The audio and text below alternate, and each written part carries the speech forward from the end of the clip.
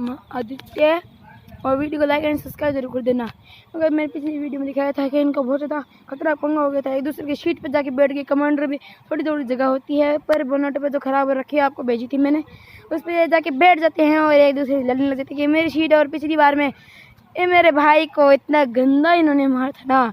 अब देखते हैं इनका क्या होता है।